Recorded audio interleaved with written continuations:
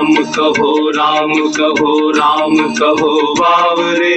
अवसर नाचू अवसर नाचू अवसर नाचू भोंदू पायो भला दाम रे।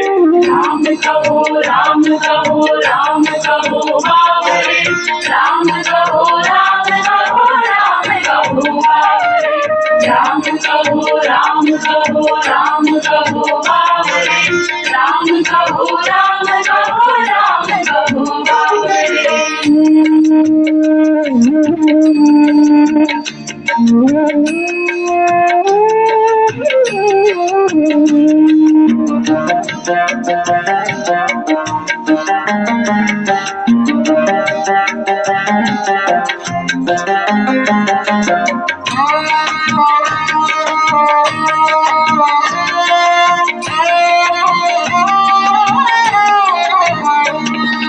जिन तो को तन दीनो ताको ना भजन किन्हो। जिन तो को तन दीनो ताको न भजन किन्हो। जिन तो को तन दीनो ताको न भजन किन्हो। जन्म सिरानो जात तेरो जन्म सिरानो जात तेरो लोहे कैसो तावरे। राम कहो राम कहो राम कहो बावरे। राम कहो राम कहो राम कहो बावरे। राम कहो राम कहो राम कहो बावरे। राम कहो राम कहो राम कहो बावरे।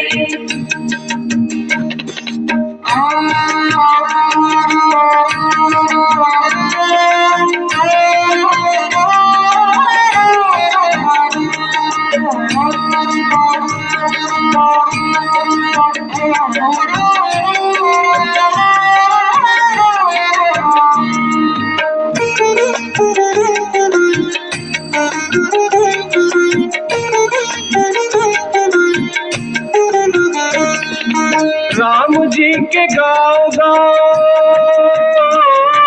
राम जी के गाओ गाओ राम जी के तूर जाओ। राम जी के गाओ गाओ राम जी के तूर जाओ। राम जी के चरण कमल चित्त माही लाओ रे। राम जी के चरण कमल चित्त माही लाओ रे। चित्त माही लाओ रे। राम कहो राम कहो राम कहो बावरे। राम कहो राम कहो राम कहो बावरे। राम कहो राम कहो राम कहो बावरे। राम कहो राम कहो राम कहो बावरे।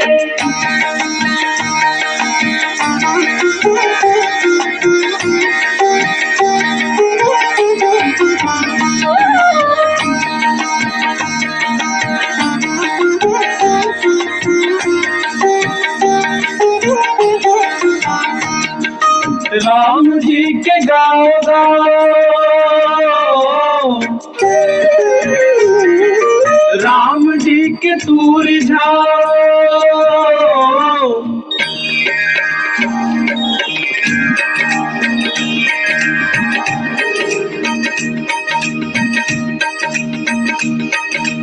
राम राम धुन राम राम धुन राम राम धुन लागी रे। राम राम धुन राम राम धुन राम राम धुन लागी रे। राम राम धुन राम राम धुन राम राम धुन लागी रे। राम राम धुन राम राम धुन राम राम धुन लागी रे। राम राम हरे राम राम हरे राम राम हरे राम। राम राम भजो राम राम भजो राम राम भजो राम।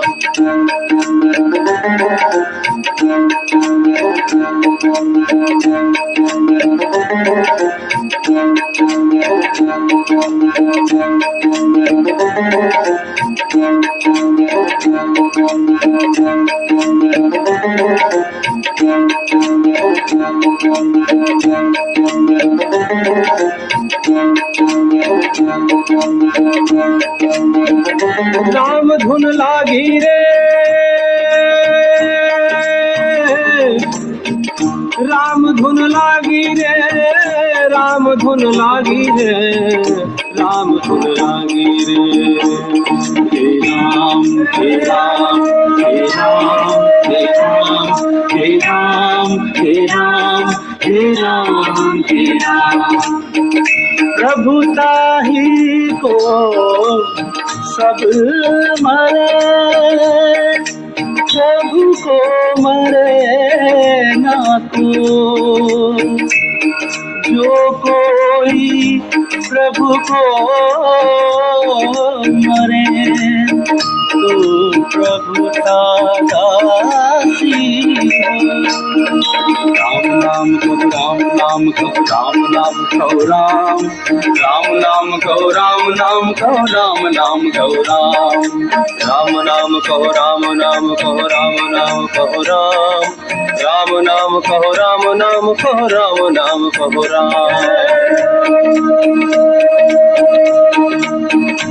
बोलो राम बोलो राम बोलो राम, भजो राम बोलो राम बोलो राम, भजो राम भजो राम, कहो राम कहो राम, भजो राम बोलो राम। राम राम गो राम राम गो राम, राम राम भजो राम राम भजो राम राम भजो राम। बोलो राम राम बोलो राम राम बोलो राम राम बोलो राम, राम राम भजो राम राम भजो राम राम भजो राम। राम नाम को राम नाम को राम नाम को राम, राम नाम को राम राम को राम नाम को राम। बोलो राम राम बोलो राम राम बोलो राम राम बोलो राम, राम राम बोलो राम राम बोलो राम राम बोलो राम। राम नाम को राम नाम को राम नाम को राम, राम नाम को राम राम को राम नाम को राम। धुन राम राम धुन राम राम धुन राम राम धुन लागी रे, राम राम धुन राम राम धुन राम राम धुन लागी रे।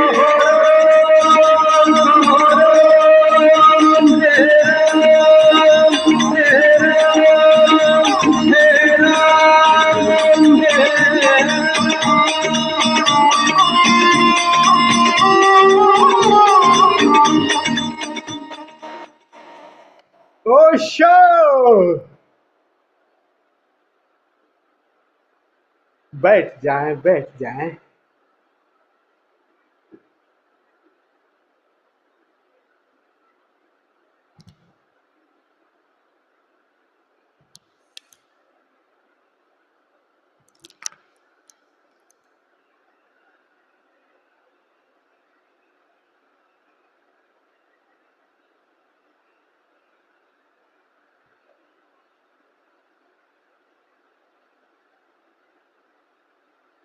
ओशो ध्यान समाधि योग साधना शिविर के इस द्वितीय सत्र में आप सभी मित्रों का हृदय से स्वागत करता हूं। आप सभी को प्रणाम करता हूं। ये गीत हम जो सुन रहे थे संत चरण दास जी, संत चरण दास जी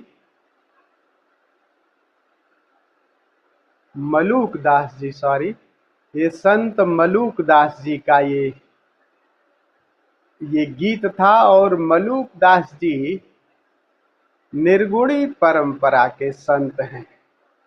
तो जब ये राम की बात कर रहे हैं तो निश्चित ही वो साकार राम की बात तो कर नहीं रहे होंगे। राम राम कहो राम राम।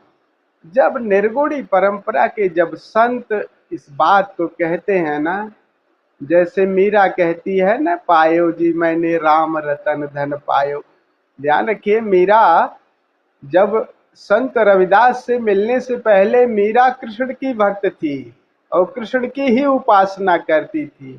लेकिन भीतर जब राम रतन धन मिला, भीतर उस ओंकार का श्रवण किया, तब उसने कहा कि पायो जी मैंने राम रतन धन पायो। उसी तरह से संत मलूक दास जी कह रहे हैं कि राम राम कहो। और जब ये संत निर्गुणी संत कह रहे हैं राम राम, तो उस भीतर की राम की बात कर रहे हैं। और जब कह रहे हैं कि राम राम कहो राम राम, तो उस राम को पहले जानो, फिर उसकी याद में जियो, उसके सुमिरन में जियो। और इसी बात को बार बार और गाने का और क्या तरीका है, इसी तरीके से कहेंगे ना संत। और संत जब कह रहे हैं चरण कमल, तो चरण कमल बाहर किसी राम के चरण कमल की बात नहीं कर रहे हैं, वो भीतर वो प्रकाश कण है, क्योंकि उसी चैतन्य का वो प्रकाश कण ही कमल की चरण प्रकाश, जो चरण वो प्रकाश है ना, वो कण जो है प्रकाश कण। जब आप जाएंगे निरत में देखेंगे तो वो पूरा आकाश प्रकाश कणों से, इसे कहते हैं ना चहुदिश धरत धरत दसहु दिश मोती, तो उसी तरह से वो प्रकाश कणों से आकाश भरा हुआ है। तो बाहर के किसी चरण कमल की बात न कह रहे हैं, बाहर के किसी राम की बात कर रहे हैं। तो संत मलुकदास जी के ये वचन बड़े प्यारे थे। ओशो जब शिविर ले रहे थे, पहला शिविर माथेरान में लिया, सन 1970 की बात है। 1970 में वहाँ पे शिविर लिया महाराष्ट्र के माथेरान में, और उनकी बड़ी प्यारी शिष्या थी, आपने सुना होगा सोहन बाई का नाम अक्सर ओशो ने खूब लिया है। सोहन बाई और तरु माँ योग तरु, ये बड़ी पुरानी शिष्या थी, सोहन बाई और माँ योग तरु। और सोहन बाई को बहुत प्रेम करते थे ओशो, बहुत सम्मान भी देते थे। प्रवचनों में कई बार उनका भी जिक्र किया है। और सोहन बाई ने जितने प्रश्न पूछे हैं, सब उन प्रश्नों का एक संकलन है। उस संकलन का नाम तो मुझे थोड़ा भूल रहा हूँ। इस तरह से है, जीवन एक साबुन के बुलबुले की तरह, कुछ ये है, ये संकलन है। The life is just like bubble of soap, ये संकलन है, उसका नाम है। ऐसे 100 पत्रों का एक संकलन है। सोहन बाई ने पत्र बहुत सारे लिखे हैं। और जब माथेरान में शिविर ले रहे थे, और खूब बहुत रोई शिविर के समापन में, जब विदाई में सोहन बाई की जो है वो रुलाई रुक ही नहीं था, रुदन रुक ही नहीं रहा था विदाई के समय में। तब ओशो ने वादा किया था कि सोहन बाई, तुम्हारा पत्र, तुम्हें हम एक पत्र प्रतिदिन लिखा करेंगे। और वो पत्र जब तक उसका निभाया था वादा, ओशो ने सोहन बाई को पत्र लिखते रहे, प्रतिदिन पत्र लिखते रहे सोहन बाई को। तो वो पत्रों का बहुत सारा संकलन है। सन 2016 में सोहन बाई ने शरीर त्यागा, और 2001 में माँ योग तरु ने वो शरीर त्याग दिया। और दोनों माँ योग तरु भी संबुद्ध महिला के रूप में जीवन को छोड़ा, चेतना को चैतन्य के साथ जाग करके जीवन को तोड़ा। तो आज जो हम एक छोटा सा 10 मिनट की ऑडियो क्लिप सुनेंगे, उस ऑडियो क्लिप में सोहन बाई ने जो प्रश्न पूछे हैं और उसका जो उत्तर दिया है, उत्तर ही दिया है, प्रश्न तो शायद नहीं होगा, लेकिन प्रतिदिन उत्तर देते थे। तो एक ने कोई निर्देश देते थे कि कैसे जीवन जिया जाए, कैसे सोहन बाई को लिखते थे। नाम उनका सोहन बापना था, तो बाद में माँ योग सोहन रख दिया गया था, माँ योग तरु। ये दोनों, माँ योग तरु गीत खूब गाती थी, बहुत प्यारी थी, गीत गाती थी बहुत। ओशो के समय में अक्सर वो गीत गाती थी। तो वो जो दिया है, जो निर्देश देते, तो उन्हीं प्रश्नों का एक उत्तर माँ योग तरु पूछती हैं ओशो से कि सोहन बाई को जो आपने, इसका मतलब क्या है। उसमें 3 बातें हैं कि किस तरह से वो संगीत को और सौंदर्य को, प्रेम को कैसे संभाले तीनों को। तो उसका उत्तर क्या देते हैं, आइए हम लोग 10 मिनट की इस क्लिप को सुनते हैं, फिर चलते हैं ध्यान की यात्रा पर। बहुत प्रेम से सुनिएगा इस 10 मिनट की ऑडियो क्लिप को। तो आप चाहे तो आंखें बंद कर लिए और गुरु के वचन को बरसने दीजिए। गुरु जब बोलते हैं तो शून्य से ही बोलते हैं, और ये शून्य आप में उतर आए उनके वचनों में। आंखें बंद कर लें।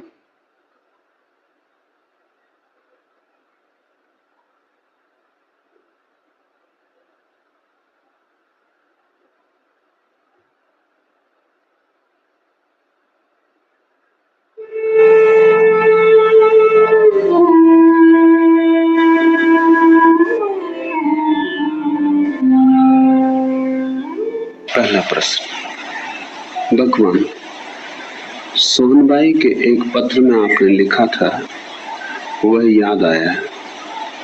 जीवन को संगीतपूर्ण बनाओ ताकि काव्य का जन्म हो सके, और फिर सौंदर्य ही सौंदर्य है, और सौंदर्य ही परमात्मा का स्वरूप। क्या आप संगीत, काव्य और सौंदर्य पर कुछ कहना चाहेंगे? अंततः सब कुछ परमात्मा में हो जाए, इसके लिए ये 3 बातें साधना है ना? तरु, साधना एक है, शेष 2 अपने आप चले आते हैं। शेष 2 परिणाम है। बीज तो एक ही बोना है, फिर उस बीज में बहुत पत्ते लगते, बहुत शाखाएं प्रशाखाएं, फल और फूल। बीज एक ही बोना है, एक ही साधना है। एक साधे सब सधे, सब साधे सब जाए। 3 को साधने में पड़ो, उलझ जाओगे, क्योंकि वे 3 भिन्न भिन्न नहीं है, वे एक दूसरे से संबंधित है, एक की ही श्रृंखला है। संगीत साधना है। संगीत की साधना से अपने आप काव्य का आविर्भाव होता है। काव्य है संगीत की अभिव्यक्ति, काव्य है संगीत की देह। और जैसे ही संगीत का जन्म होता है, वैसे ही सौंदर्य का बोध पैदा होता है। संगीत की संवेदनशीलता में ही जो अनुभव होता है अस्तित्व का, उस अनुभव का नाम सौंदर्य है। काव्य है देह संगीत की, सौंदर्य है आत्मा संगीत की। तुम साधो एक संगीत, फिर ये दोनों देह और आत्मा अपने आप प्रकट होने शुरू होते। और संगीत का अर्थ समझ लेना।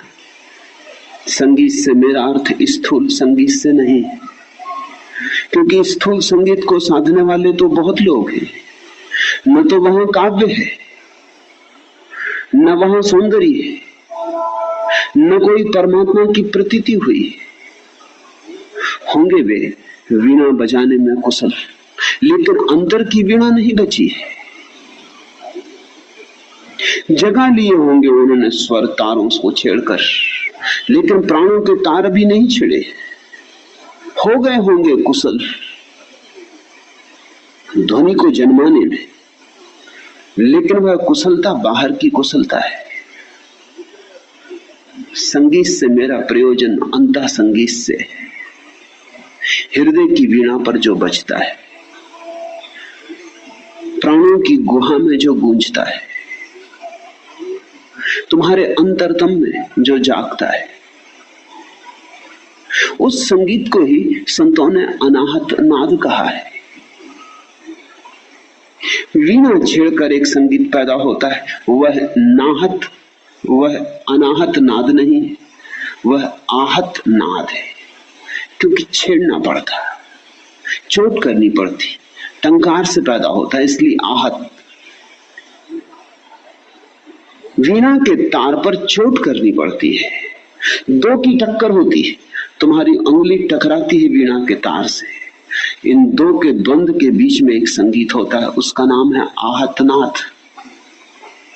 वह पैदा होगा और मरेगा। वह समय के भीतर घटने वाली घटना है, अभी है, अभी नहीं हो जाएगा, उसका शुरू है और अंत है। लेकिन संतों ने समाधि में एक ऐसा नाद सुना जिसका ना कुछ प्रारंभ है और ना कोई अंत है। समाधि में एक ऐसा नाद सुना जिसको ज़ैन फकीर कहते हैं, एक हाथ की बजाई गई ताली। एक हाथ से कोई ताली नहीं बजती, ताली बजने के लिए दो हाथ चाहिए।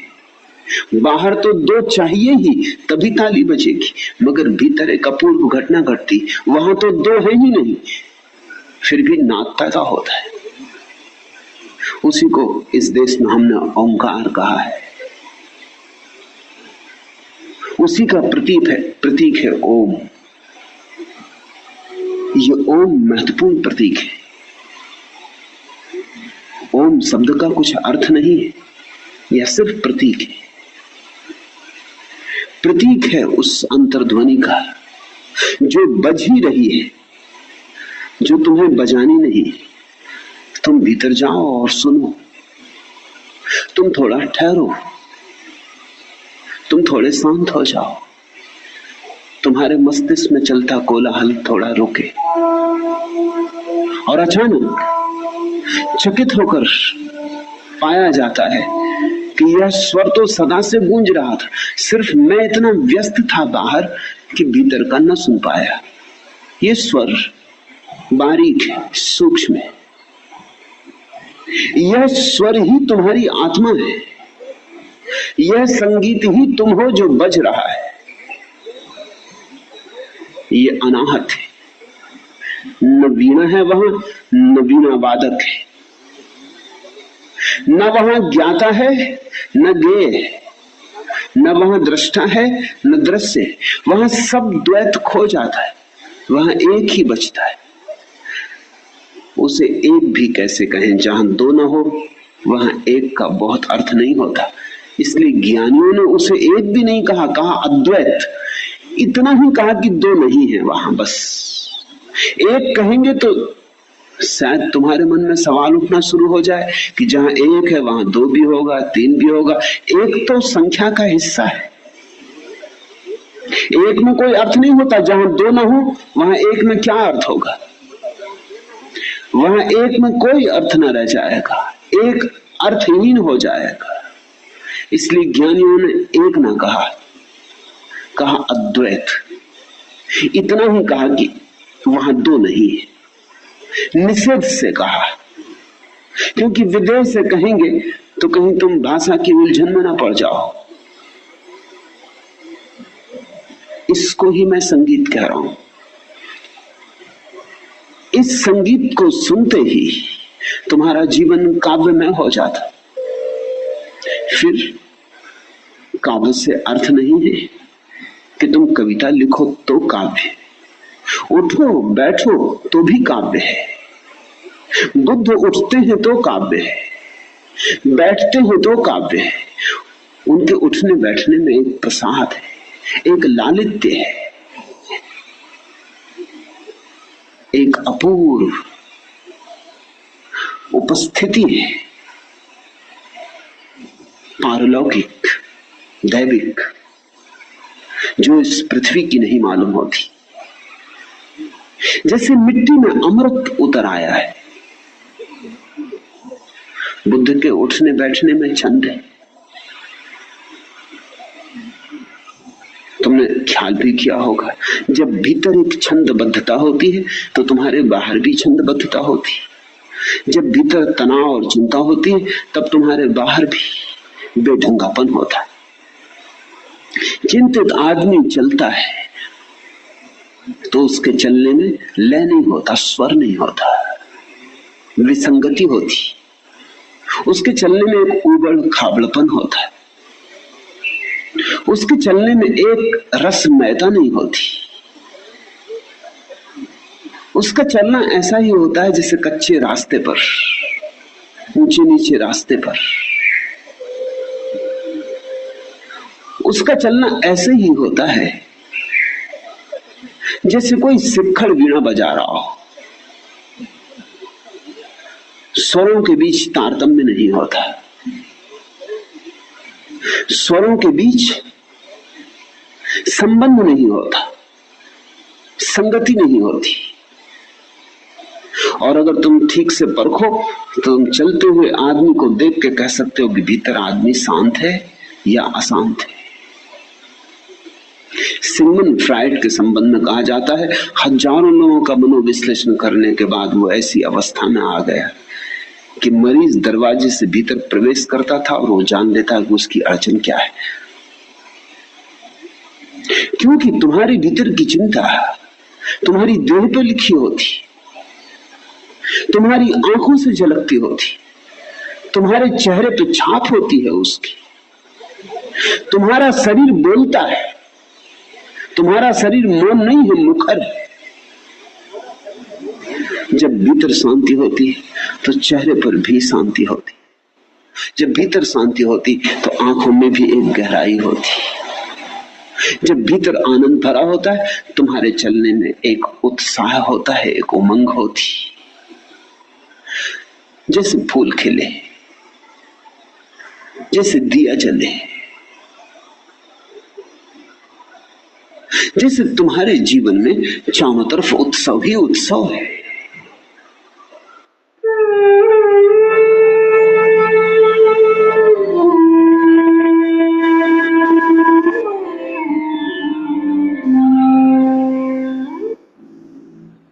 धीरे धीरे आंखें खोलें।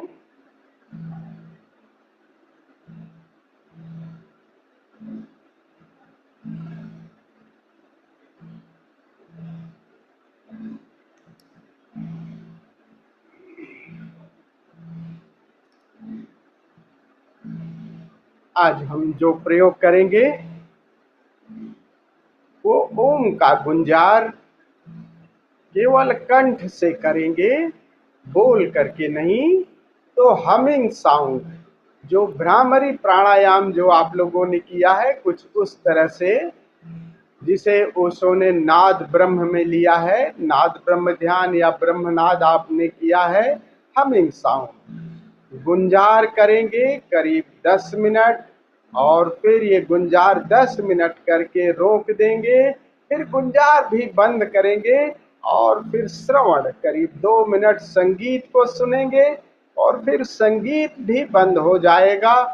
बाहर की सारी ध्वनियों को आप बंद कर दीजिएगा। तो बैठने से पहले चाहे तो आप लोग अपने पंखे को, अपने एसी को ऑफ कर दीजिएगा। बाहर की कोई अभी नहीं, अभी तो अगर एसी चल रहा है तो चलने दो ताकि ठीक टेम्परेचर रहे आपका।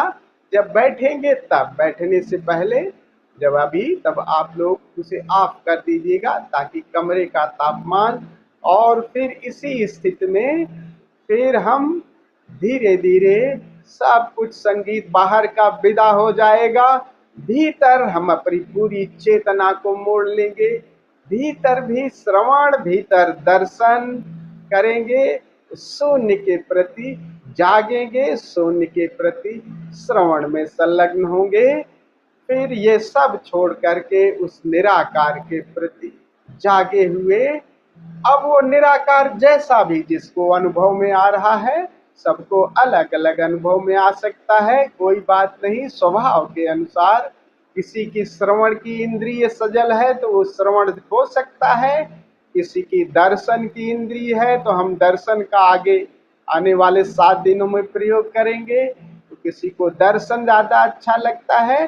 कौन सी इंद्रिय है, कौन सी इंद्रिय हमारा द्वार बन सकती है उस शून्य का, उसके साथ हम, बट शून्य के साथ नहीं कुछ है तो शून्य के साथ, चैतन्य के साथ संबंध जोड़ करके जागे हुए उस शून्य के साथ एक हो जाएंगे।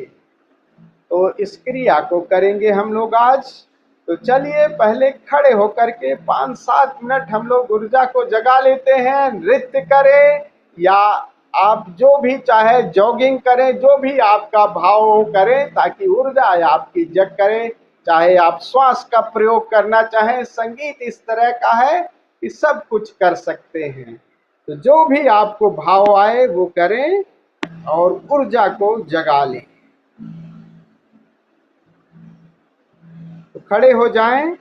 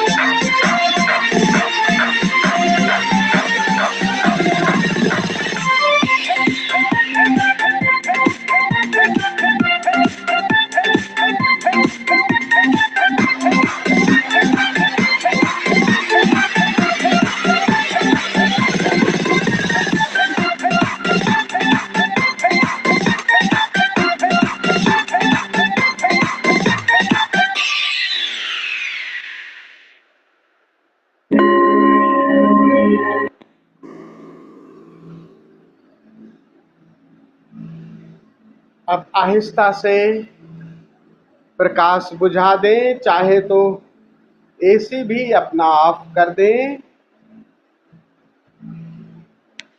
पूरा अंधेरा कर लें।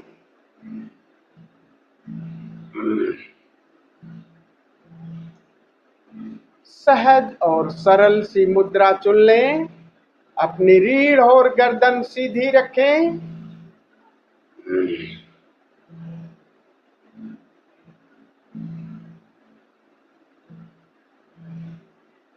10 मिनट अभी हम हमिंग साउंड करेंगे और ये गुंजार इतनी जोर से आपको करनी है ताकि रोआ रोआ आपका झंकृत हो जाए। बाहर आसपास तक ये आवाज करीब 3-4 फीट तक ये सुनाई भी दे और आपको भी सुनाई दे। तो जब गुंजार कर रहे हैं तो गुंजार करें और सुने, और जब श्वास भर रहे हैं तो संगीत को सुनना है। 10 मिनट इस प्रयोग को करना है। चाहे तो आई फूल लगा सकते हैं, चाहे खुली छोड़ें।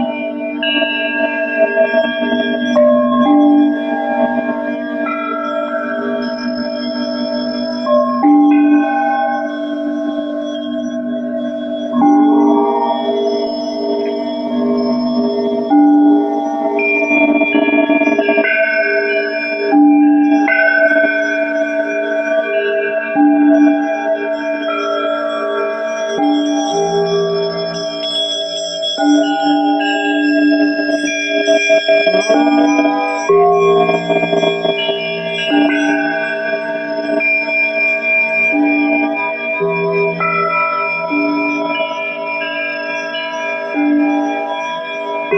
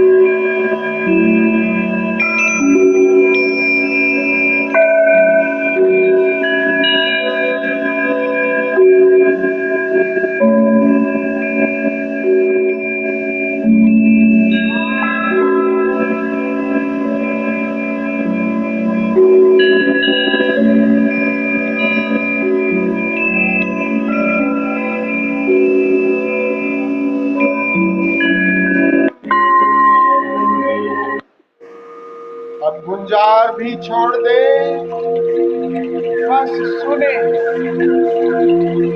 बाहर का ये संगीत।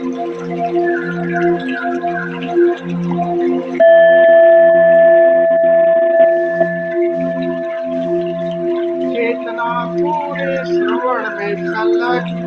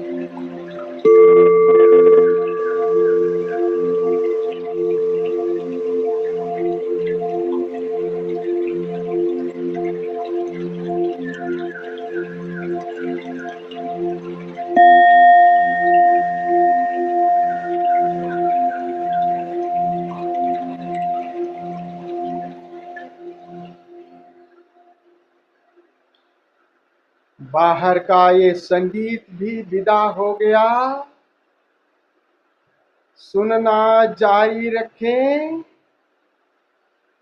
भीतर सुने, भीतर देखें, चेतना श्रवण में संलग्न भीतर की तरफ मुड़ गई। बाहर के सारे द्वार दरवाजे बंद कर लें। भीतर सुने, चाहे तो कानों में अंगुली लगा लें ताकि बाहर की कोई ध्वनि सुनाई न दे। बाहर की सारी ध्वनियों को विदा हो जाने दें। भीतर सुने, भीतर देखें। Very relax.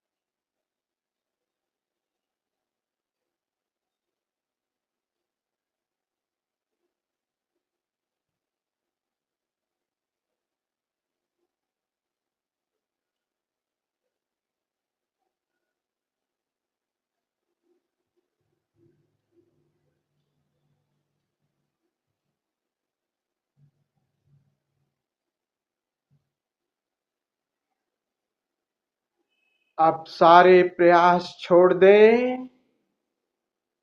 Now lie down in shavasana. Relax, totally relax. विश्राम। Use your eye fold and ear plug. पूर्ण विश्राम, सारे प्रयास छोड़ दें। अब ये भीतर का निराकार जैसा भी अनुभव में आ रहा है, नाद के रूप में, चैतन्य के रूप में, या शून्य निराकार के रूप में, अब सारी धारणाएं, सारी कल्पनाएं सब छोड़ दें। बस इस निराकार के साथ एक हो जाए, एक हो जाए,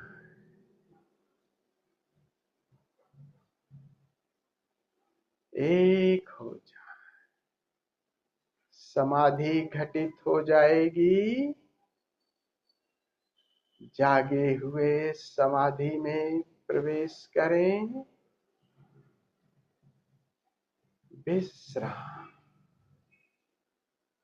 जय